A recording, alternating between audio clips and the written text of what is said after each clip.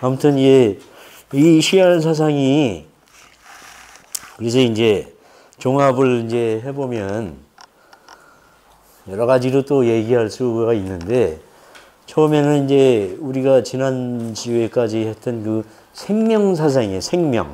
생명에 대해서 얘기했잖아요. 생명이 뭔지. 생명 사상이기도 하고 또 하나는 오늘도 하나님에 대한 얘기했지만 뭔가 종교적인, 종교다원적인 이런 사상이라는 거. 생명 사상, 종교다원 사상. 그 다음에 이 중요한 게 제가 그래서 논문에 이런 세 가지를 썼거든요. 결론적으로 시알 사상을 볼 때 우리가 본받아야 될 것은 이 생명 사상을 공부해 가지고 앞으로 이 21세기 신학이 생명 신학 쪽으로 어떻게 가야 될 것이냐 이런 거를 조금 이제 쓴 것이고 또한 두 번째는 이제 종교다원성이 있는 이 시알 사상을 참고로 해서 우리 기독교 신학이 앞으로 종교다원성을 어느 만큼 받아들이고 열려서 이게 계속 발전할 수 있을 것이냐 이런 거를 좀 해보고 그다음 세 번째는 이제 잠깐 얘기했지만 평화 사상의 평화. 함석헌의 이 시알 사상은 평화 뭐 다 아시겠지만 이 평화주의 패시피즘이라나 평화주의라는데 평화 중국에서는 화평이라고 쓰더라고요. 화평 다르게 쓰는지 모르겠어요. 이 함석헌이 얘기하는 이 평화 이게 또 뭐냐고 얘기하면 또 한도 없고 이게 참 그런데 그래서 유명한 함석헌이 1972년도에 이런 글을 써요. 평화운동을 일으키자라고 CR의 소리에다가 1972년 5월호구나. 평화운동을 일으키자 이런 글을 썼는데 제가 우리 교회에 가면 이제 교회 예수님 위에다가 프랭카드 하나 걸었는데 평화운동을 일으키자라고 프랭카드 하나 붙였어요.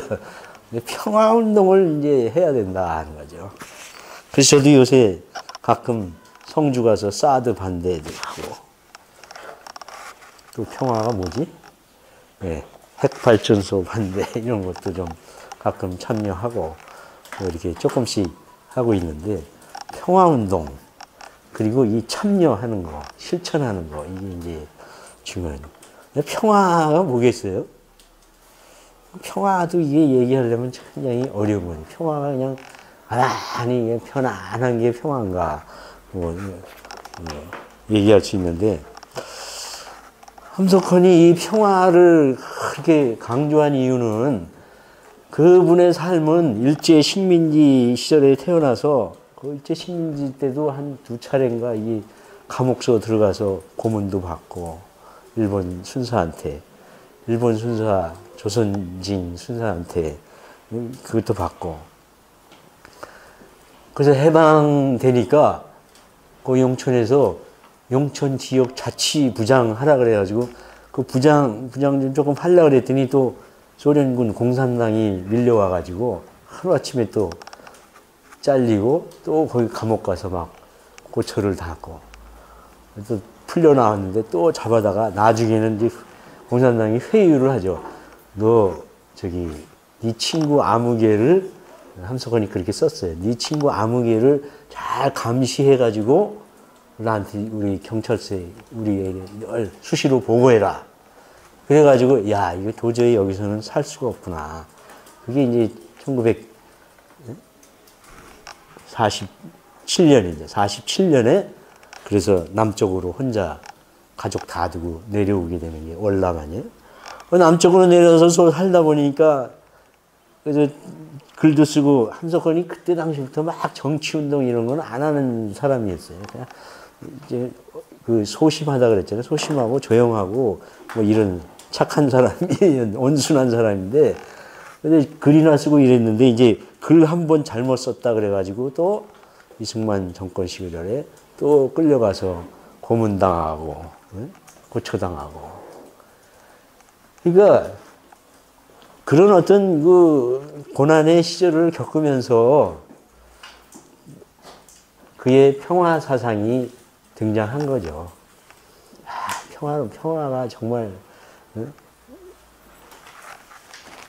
중요한 거다 그래야지. 그가 나중에 남한 정부에게 고문당하면서 이런 글을 썼기 때문에 정부한테 잡혀갔더니 뭐라고 썼냐 하면, 남쪽은 북을 괴뢰라고 하고 북은 남을 괴뢰라고 하니 있는 것은 괴뢰뿐이요 참 나라는 없구나. 이렇게 썼어요.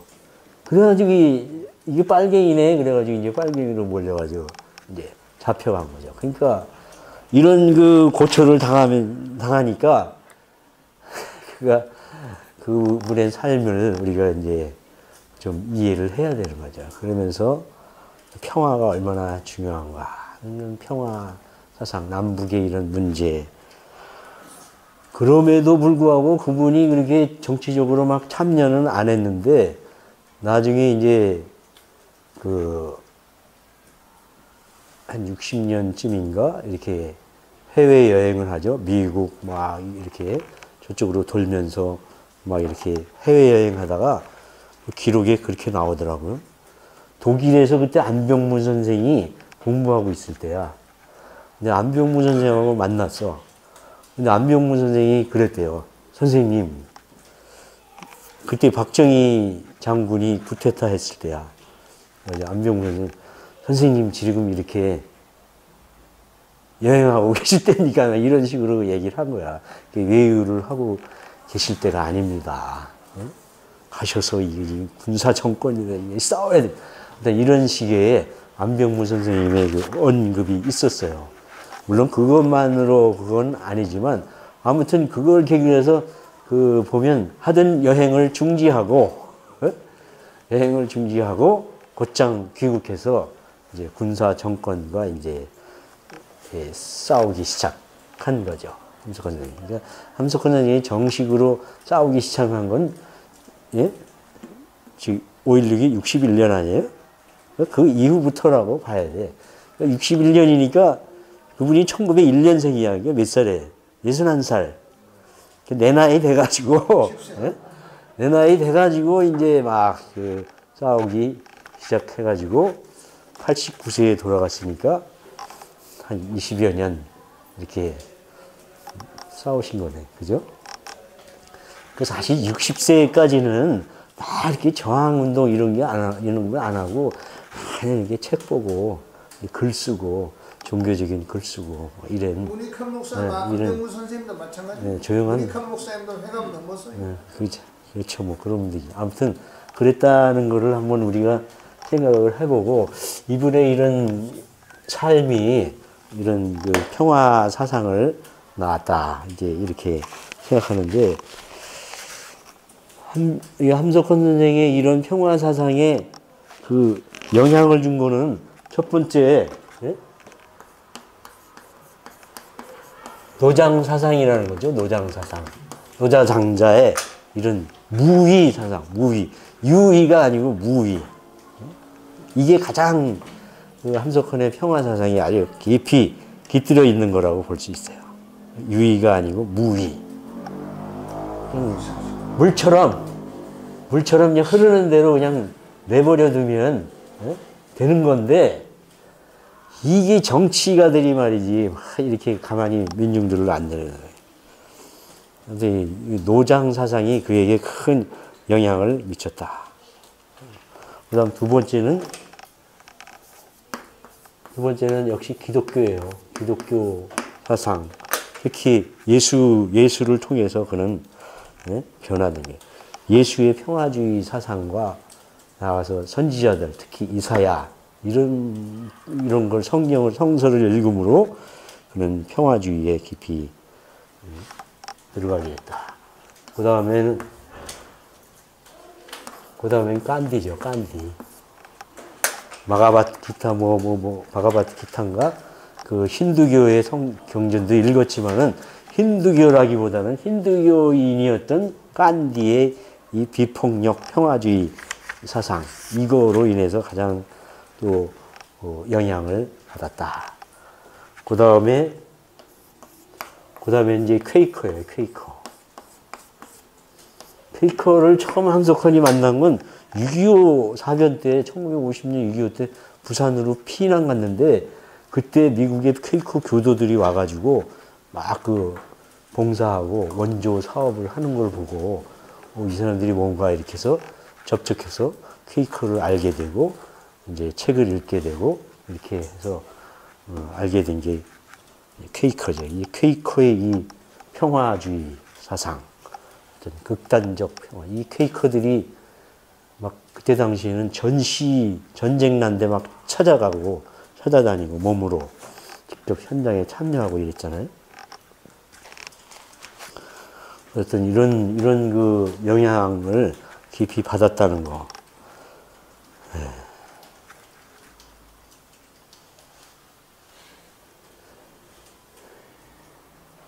그래서 이 케이커에서 나중에 이 함석헌한테 노벨 평화상을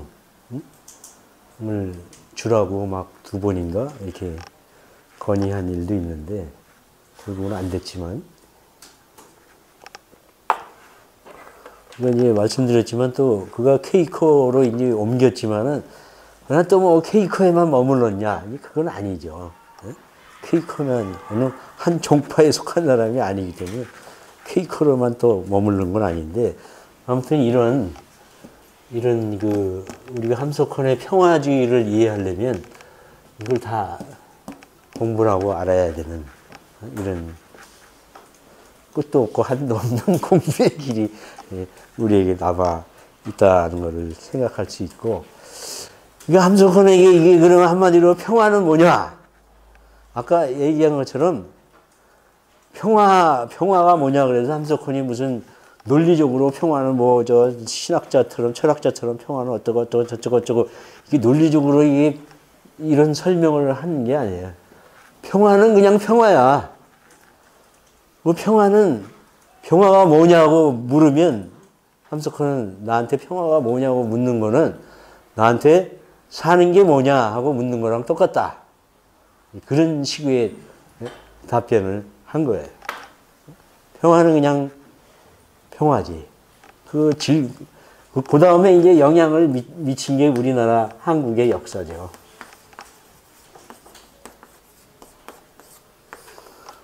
질곡의 이 한국의 역사를 통해서 그런 뼈저리게 평화가 뭔지 그런 얘기를 해요. 이 평화는 하나님의 절대적인 명령이다. 생명의 명령. 생명이 있는 건 평화다. 생명이 평화다.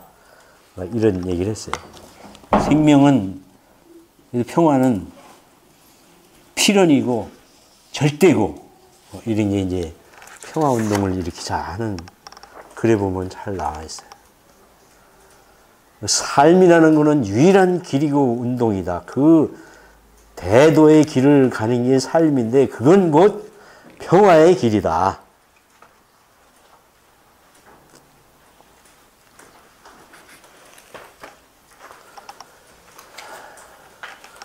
그래서 함석헌의 평화는 여러분들이 얘기했지만 북한군이 총 쏘고 내려오면 맞아 죽자, 그런 주의로까지 가는 거죠. 비폭력 무저항. 죽으면 얼마나 죽겠냐. 다 죽이겠냐. 몇 명 죽겠지. 그러나 사람이 계속 죽이겠냐. 가만히 있는데. 저항하고 같이 총 쏘니까 또 죽이고 죽는 거지. 그런 식이죠. 그래서 원수를 사랑하는. 아주 예수님 정신을 극단적으로 아주 따르려는 주의자였죠. 가룟 유다도 지옥에서 구원을 받아야 된다. 가룟 유다도 다시 우리가 구원할 수 있는 그런 평화주의가 돼야 된다. 그런 얘기를